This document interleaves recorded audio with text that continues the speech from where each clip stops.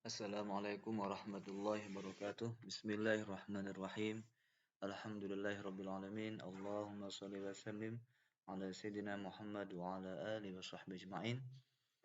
Sekarang kita berbicara membahas tentang eh, meriwayatkan hadis musalsal. Bagaimana itu kita mengetahui hadis itu musalsal?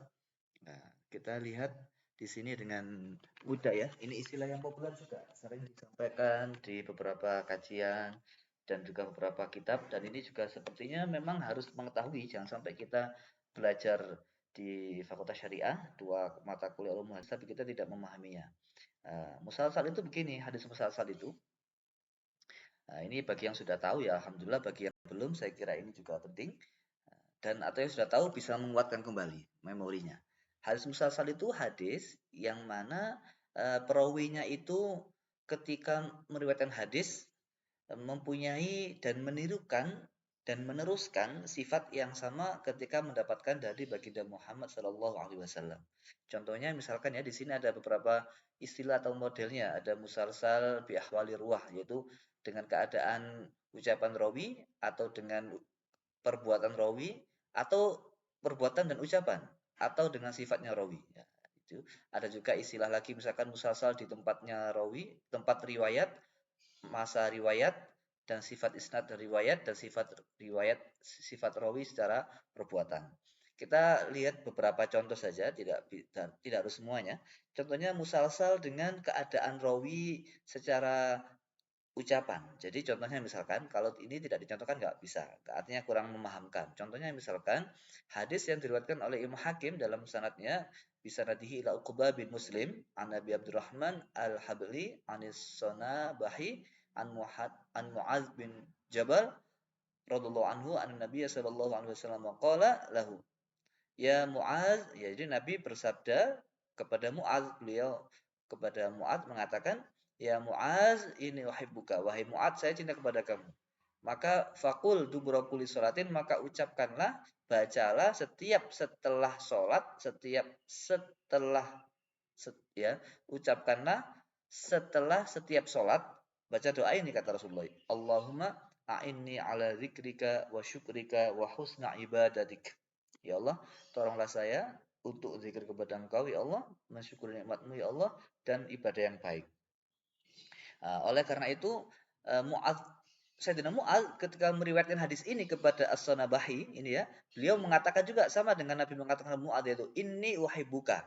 Jadi, inni uhibbuka. Nabi mengatakan inni uhibbuka baru mengucapkan doa apa hadis ini. Maka Sayyidina Mu'adz juga ketika meriwayatkan hadis ngomong juga kepada Sanabahi, inni uhibbuka, saya cinta kepadamu. Fakul, maka ucapkanlah ila akhiri. Maka Syekh Imam As-Sanabahi ketika meriwayatkan hadis kepada Al-Habli juga ngomong ini uhibbuka fakul. Nah, jadi ini merupakan musalsal, namanya musalsal dengan keadaan rawi yang bersifat ucapan. Ada juga yang bersifat perbuatan. Contohnya misalkan begini. Ada hadis yang diriwayatkan dari Abu Hurairah, beliau mengatakan syabaka biyadi Abul Qasim sallallahu alaihi wasallam, Rasulullah. Abu Qasim itu nama kunyahnya ya. Faqala khalaqallahu al-ardu ila akhirih yawma sabti wal jibal yaumul ahad ila akhirih fa innahu tasalsala bi tashkiki kullin min ruwatihi bi yadi man rawa anhu. Jadi Nabi ketika meriwayatkan hadis ini sambil memegang tangannya Abu Hurairah. Maka Abu Hurairah ketika meriwayatkan hadis, beliau juga memegang tangan rawinya. Nah, ini namanya musalsal. Tujuannya apa? Untuk menguatkan bagaimana sahabat itu menjaga keautentikan bahkan sampai keadaannya. Lalu kemudian yang bersifat ini, yang bersifat fi'li dan qauli, perbuatan dan ucapan ini, contohnya hadis yang diriwayatkan oleh Imam Hakim bisa nadihi ila Sa'id al-Adam, haddatsani Syihab bin Kharash al-Hausyabi qala sami'tu Yazid ar-Raqashi yuhadditsu an Anas bin Malik radhiyallahu anhu qala qala Rasulullah sallallahu alaihi wasallam la yajidu halawatal iman ila akhirih, orang itu tidak bisa menemukan manisnya iman sampai beriman kepada qadar khairi wa syari, qadar yang baik dan jelek, baik yang manis atau yang pahit.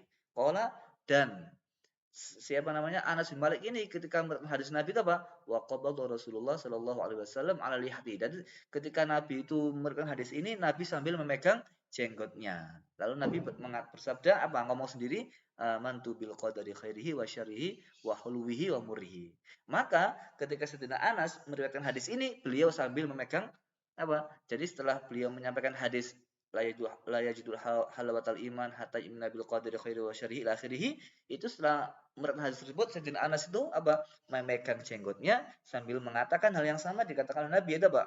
Sambil memegang jenggotnya setelah menyampaikan hadis sambil mengatakan amantu bil qadari khairi wa syarri ila akhirih. Jadi itu namanya musalsal ya. Itu.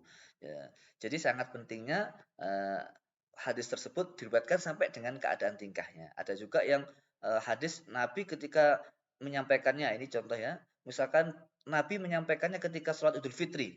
Nah, maka sahabat Nabi pun yang lain ketika meriwayatkan hadis itu ya disampaikan ketika Idul Fitri. Contohnya misalkan Marahu Dailami an Ibnu Abbasin radhiyallahu anhuma qala syahidu ala Rasulullah sallallahu alaihi wasallam fi yaumi Idul Fitrin au adha. Ya, saya menyaksikan Rasulullah pada hari Idul Fitri atau Adha, ketika beliau setelah sholat, beliau menghadap kepada kami sambil mengatakan bersabda, ya ayuhan nas asbahtum khaira faman ahabba an syarif falyansharif wa man ahabba an yuqima hatta yasma al khutbata falyuqim. Nah, maka hadis ini disampaikan oleh sahabat biasanya ketika Idul Fitri. Alhamdulillah, saya sendiri ketika waktu itu pernah sholat Idul Fitri di Makkah dan saya bersowan kepada Syekh Maliki, Syekh Muhammad, dan beliau juga menyampaikan hadis ini kepada semua tamu-tamu yang berkunjung kepada beliau. Oke ya, nah, gitu. Jadi ini namanya musalsal bisa mandiri riwayat. Ada juga yang musalsal tempatnya, yaitu ketika di multazam. Yaitu hadis ini juga disampaikan ketika di multazam. Ma'rahu dailami aidan bi sanadihi ila Ibnu Abbas radhiyallahu anhu qala sami'tu Rasulullah sallallahu alaihi wasallam yaqul al multazam mawdi'un yustajabu fi du'a.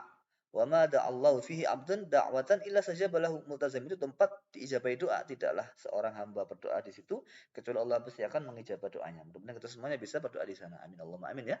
Maka Ibnu Abbas mengatakan fa wallahi ma da'utullah azza wa jalla fihi qad mundu sami'tu hadzal hadis illa sajaba li. Maka sungguh tidaklah saya berdoa kepada Allah di multazam kecuali saya diijabah ya.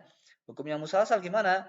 Nah, hukumnya musalsal itu ya ada hubungannya dengan sahih atau tidaknya ya, tergantung kualitas sanadnya. Tapi ini apa faedahnya?